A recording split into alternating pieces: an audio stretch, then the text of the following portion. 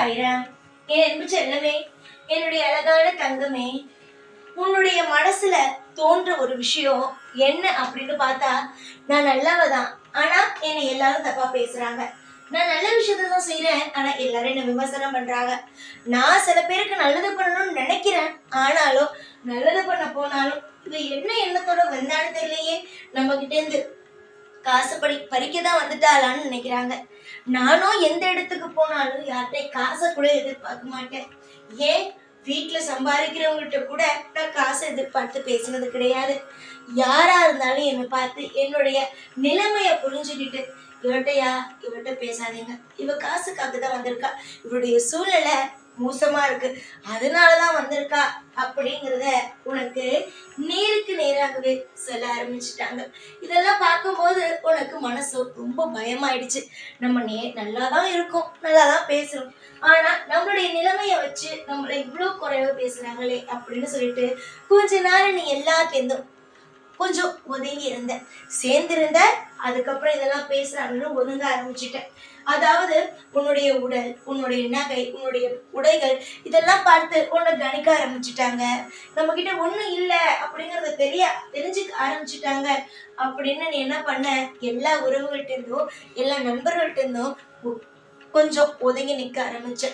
அதுக்கப்புறம் என்ன சொல்ல ஆரம்பிச்சுட்டாங்க, இவ திமிருக்காரி, இவ எல்லாத்தையும் இப்படிதான், இவளுக்கு சொந்தம்னா தேவையில்லாம போயிடுச்சு, இவளுக்கு யாருமே தேவையில்ல, பணம் இவட்ட நிறைய இருக்கு போல, அதனாலதான் திமுறா இருக்கா அப்படின்னு பேச ஆரம்பிச்சாங்க. பணம் இல்லாதப்ப உறவு வேணும்னு போனப்ப இவ பணத்துக்காக வரான்னு சொன்னாங்க. சரி கொஞ்சம் தள்ளி இருப்போம் அப்படின்னு நீ இருக்கும்போது, இவ பணம் நிறைய வச்சிருக்கா, அதனாலதான் நம்மள மதிக்க மாட்டா, திமுற காட்டுறா, பேச மாட்டா, அகந்தையா இருக்கா அப்படின்னு உனக்கு இத்தனை பேரையும் வச்சாங்க. இப்ப நீ என்கிட்ட கேக்குறது என்னன்னா, நல்லவளா இருக்கணுமா கெட்டவளா இருக்கணுமா, உறவுகளோட சேர்ந்து இருக்கணுமா சேராம இருக்கணுமா, என்னதான் செய்ய சொல்றாங்க.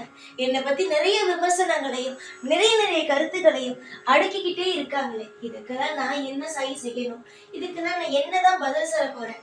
உலகத்துல இதே மாதிரியான நிலைமையிலேயே நான் வாழ போறேனா, இல்ல இவங்களுக்கெல்லாம் முன்னாடி நின்று நான் இப்படிப்பட்ட நீங்க நினைச்சது போல இல்ல, நான் தனியா ஒரு அழகான ஒரு வாழ்க்கையை உருவாக்கி இருக்கேன் அப்படின்னு சொல்ல போறேனா, எதுவுமே தெரியல, எல்லாமே கஷ்டமா தான் இருக்குன்னு நீ என்கிட்ட வந்து பெரிய கேள்வி கேட்கிற. அந்த கேள்விக்கான பதில சொல்லதான் இன்னைக்கு நான் உன்னை தேடியே வந்திருக்கேன். பதில சொல்லட்டுமா? முழுமையா கேளு, நீயே ஆச்சரியப்படுவ. நிச்சயமா இது எல்லாத்துக்கும் ஒரு விடையும் கிடைக்கும்.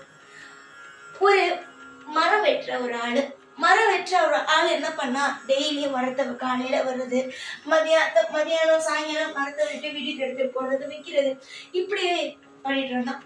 ஒரு நாள் ரொம்ப வெயில் அதிகமா இருக்கு அப்படின்னு சொல்லிட்டு ஒரு மரத்துக்கு கீழே படுத்துருந்தான்.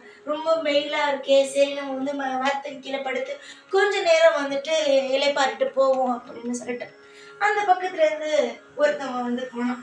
ஒரு ஆள் போகும்போது, ஒரு குடிகாரன், அதாவது குடிக்கிறவங்க போகும்போது என்ன தெரியுமா சொன்னாங்க, இந்த மாதிரி பகல்லையே குடிச்சிட்டு படுத்திருக்கான் பாரு அப்படின்னு சொல்லிட்டு போனான்.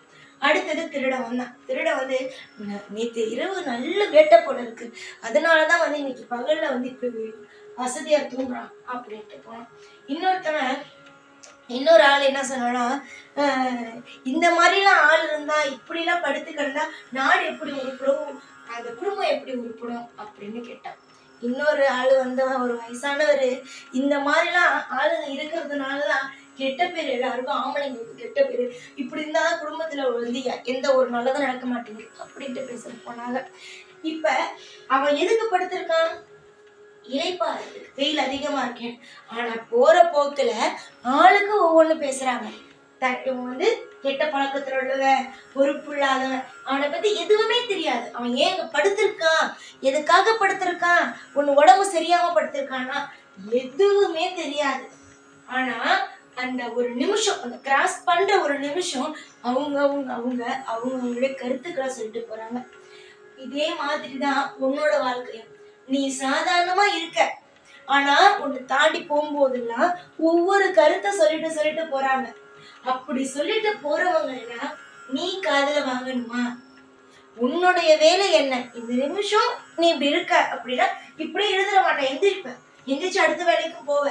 ஆனா உன்னை தாண்டி போறவங்க பலவிதமான விமர்சனத்தை உன் மேல வச்சாலும் எதுவுமே காதுல வாங்காம இருக்கிறது தான் உன்னோட திறமை. இந்த இடத்துல திறமை தான் வேலை செய்யும். அப்படியே அவங்க பேச்செல்லாம் கேட்டுக்கிட்டு நீ அந்த இடத்துல உட்கார்ந்துட்டேன்னு வச்சுக்கோ, அவங்க வளர்ந்துட்டே இருப்பாங்க, குறை பேசிட்டு இருப்பாங்க, அவங்க வாழ்க்கையில வளர்ந்துட்டு இருப்பாங்க. ஆனா உன்னுடைய வாழ்க்கையில நீ இப்படிதான் இருப்ப. சுத்தி இருக்கிறவங்களை பார்த்த அப்படின்னா உன்னோட வாழ்க்கை உன்னால சந்தோஷமா இருக்க முடியாது. உனக்கு உண்மையான ஒரே ஒரு விஷயத்த மட்டும் சொல்லட்டா, உனக்கு இப்ப தேவையானவங்க யாருன்னா உன் குடும்பத்துல இருக்காங்கல்ல, உன் வீட்டுல இருக்காங்கல்ல, உன்னோட அம்மா அப்பா, உன்னுடைய துணை, உன்னுடைய பிள்ளைகள், உன்னுடைய கணவன் வீட்டில் இருக்கும் அம்மா அப்பா, இந்த குடும்பம். அதாவது உன் வீட்டுல இந்த நிமிஷம் நீ இப்ப கேட்டுட்டு இருக்கல, இந்த வீட்டுல யார் இருக்காங்களோ அவங்க மட்டும்தான் உனக்கு நிலையானவங்க. அவங்களுக்காக அவங்க சந்தோஷத்துக்காக நீ எது வேணாலும் பண்ணலாமே தவிர, இந்த உட்கார்ந்து இருக்கும் போது இந்த சைட்ல பேசிட்டு போறது, மனசு உடைக்கணுங்கிறதுக்காக பேசிட்டு போறது, இதெல்லாம் உள்ளவங்களை வச்சு நீ வாழ்க்கைய பார்த்தனா உன்னால ஒரு நாள் கூட உங்களால நிம்மதியா வாழ முடியாது. புரிஞ்சுதா? உங்க குடும்பத்துக்காக முடிவெடுங்க.